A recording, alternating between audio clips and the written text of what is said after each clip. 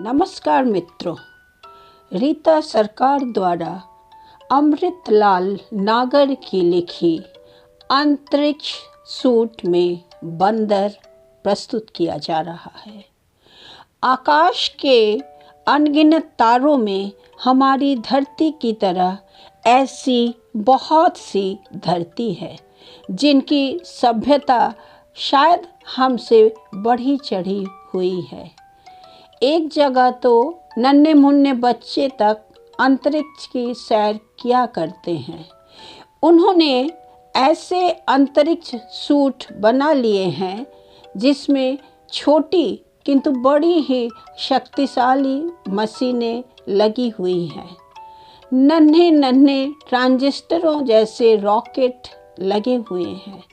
बच्चे उसे पहनकर मशीनें चलाते हुए आकाश में लाखों मील की सैर बड़ी आसानी से कर लिया करते हैं। उन्हीं में एक लड़की थी।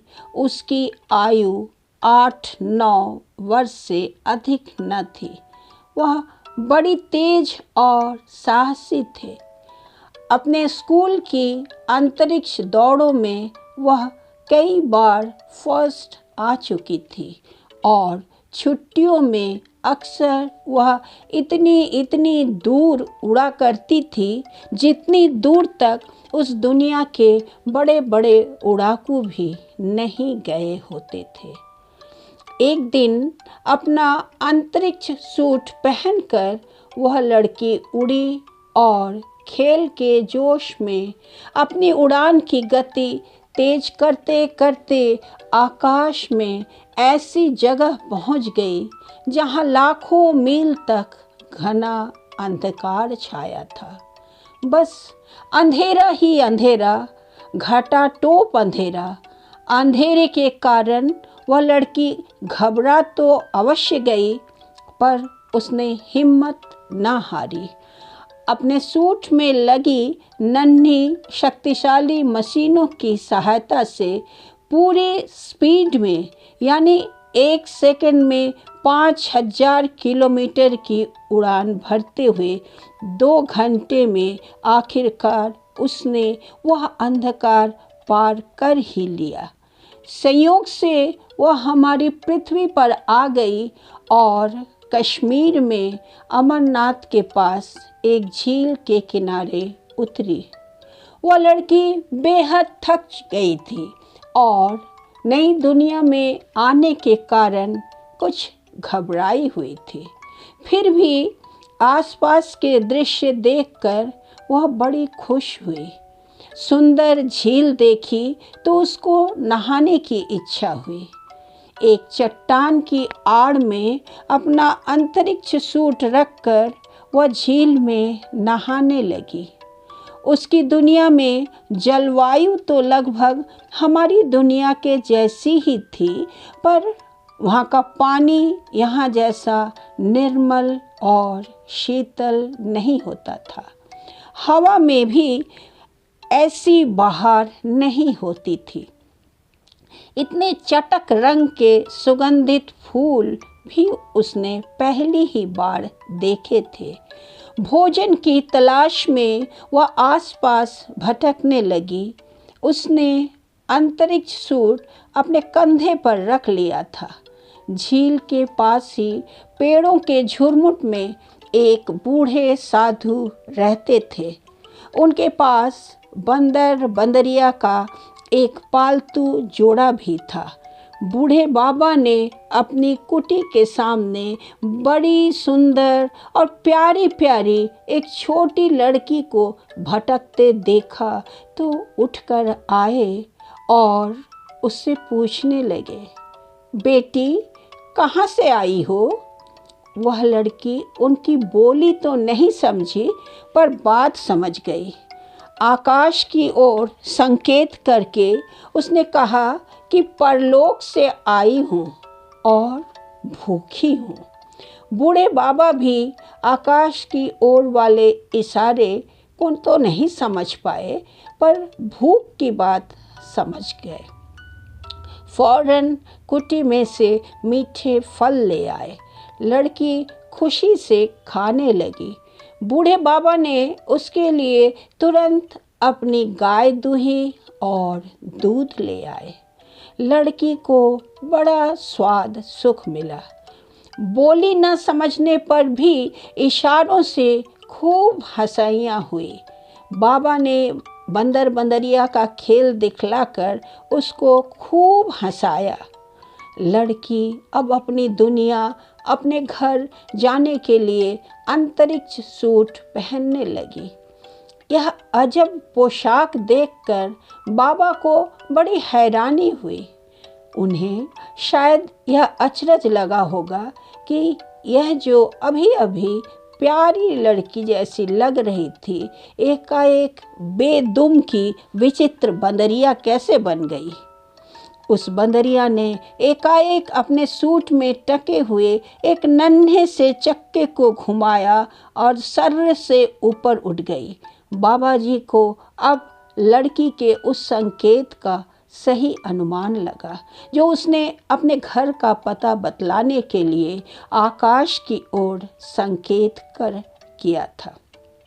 खैर, लड़की 5-6 घंटे के बाद अपनी दुनिया में पहुंच गई।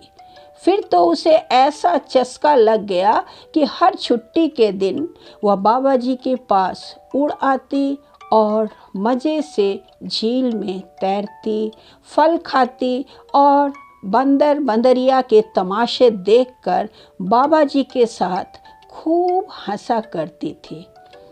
आते जाते वह थोड़ी बहुत हिंदी भी सीख गई थी।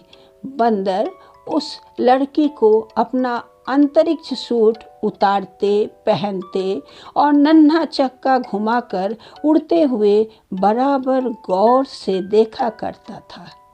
एक दिन जब लड़की नहा रही थी और बाबा जी फल तोड़ने गए थे, बंदर ने वह अंतरिक्ष सूट पहन लिया और चक्के को घुमाते ही उड़ने लगा।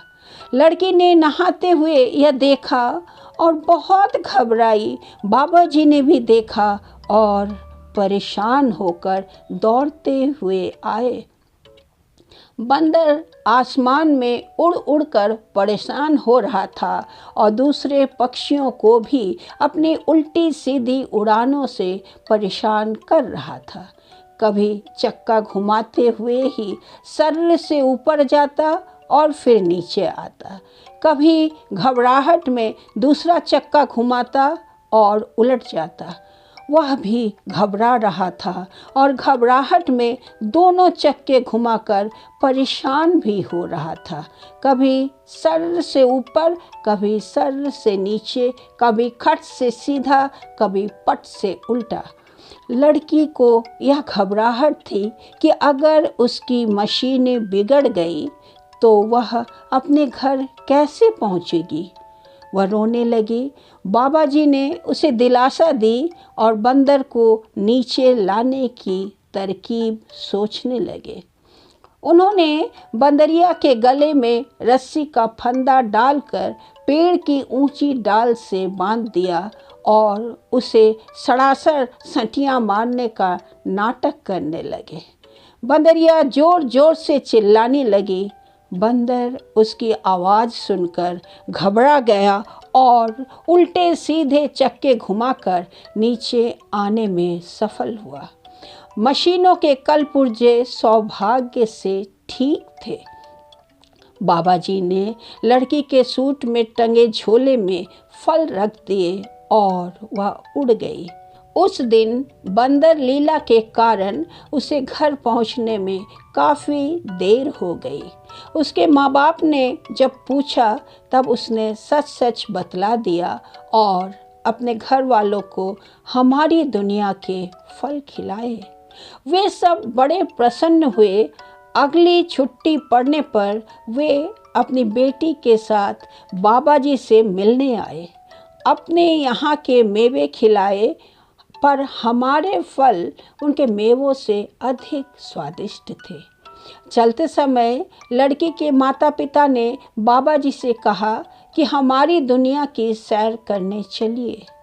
वे उनके लिए एक अंतरिक्ष सूट भी अपने साथ लाए थे, परंतु बाबा जी ने लड़की के द्वारा उसके पिता से कहा कि जब उनके भारत देश के बच्चे बड़े होकर ऐसा ही सूट ईजाद कर लेंगे, वह तभी आएंगे। बच्चों, बाबा जी के लिए ऐसा सूट बनाएंगे ना आप? कहानी का यही अंत है। धन्यवाद।